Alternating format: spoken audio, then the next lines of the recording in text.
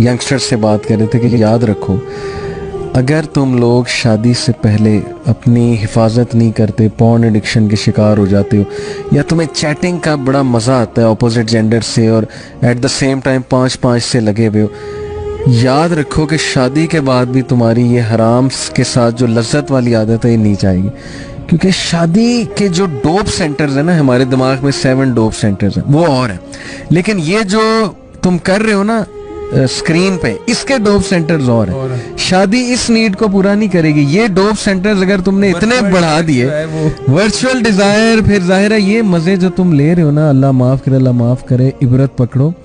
اگر یہ مزے تمہارے ایڈکشن بن گئی تو یہ شادی بھی نہیں اس کو ختم کر سکے گی، پھر بھی تم باہر منہ مارو.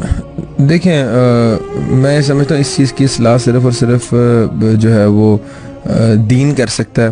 اور اگر ایک بچے کا کانسیپٹ کلیئر کر دیا جائے، الخبیثات للخبیثین والخبیثون للخبیثات والطیبات للطیبین والطیبون للطیبات، اس کے علاوہ ولا تقربوا الفواحش ولا تقربوا الزنا ان الذين يحبون ان تشيع الفاحشة في الذين آمنوا لهم عذاب أليم في الدنيا والآخرة. اگر ان آیتوں کا کنسیپٹ اگر کسی بندے کو سمجھا دیا جائے اور اس کی اصلاح کر دی جائے تو میرا خیال ہے تبھی ممکن ہے، ورنہ آپ کسی بھی طرح اس کی ایڈکشن ختم نہیں کر سکتے. اس کو یہ بتانا پڑے گا کہ اس چیز کا امپیکٹ تمہاری معیشت پہ آئے گا،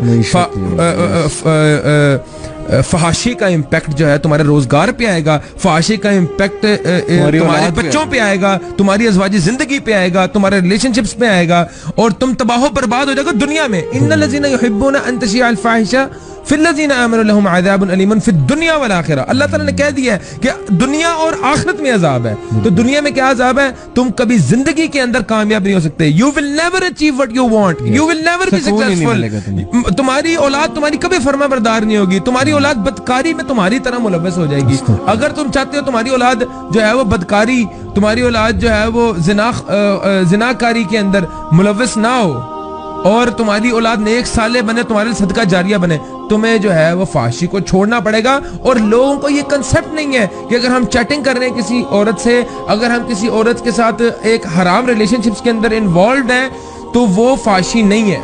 لوگ صرف فحاشی تو بڑا چھوٹا ورڈ ہے، وہ زنا ہے. میں کہہ رہا ہوں کہ لوگوں کا زنا کا بھی زنا ہے، آنکھوں کا بھی زنا ہے، ہاتھ کا بھی زنا ہے. کنسیپٹ نہیں کلیئر. لوگ کہتے ہیں کہ زنا از جسٹ جو ہے نا وہ آپ کا جو ہے وہ سیکشل ایکٹیویٹی کو ہی زنا وہ کہتے ہیں. نہیں، زنا بگنز جب آپ پہلی بار کسی کو دیکھو، پھر اس کو انوالو ہو، پھر اسے چیٹنگ کرو، پھر اس کے بعد اس کے ساتھ ملو، اس کو آپ ہاتھ ملاؤ، ہر چیز میں آپ جو ہے نا وہ ہر چیز کا، ہر اعضاء کا شیئر ہوتا ہے زنا میں. ہماری آنکھوں کا، کانوں کا، کانوں کا، زبان کا. جب ہم ایسی ایکٹیویٹیز میں ملوث ہو جاتے ہیں جس میں ہم حرام کام، دیکھیں ہر بندہ اللہ تعالیٰ کی رحمت کا جو ہے نا وہ محتاج ہے.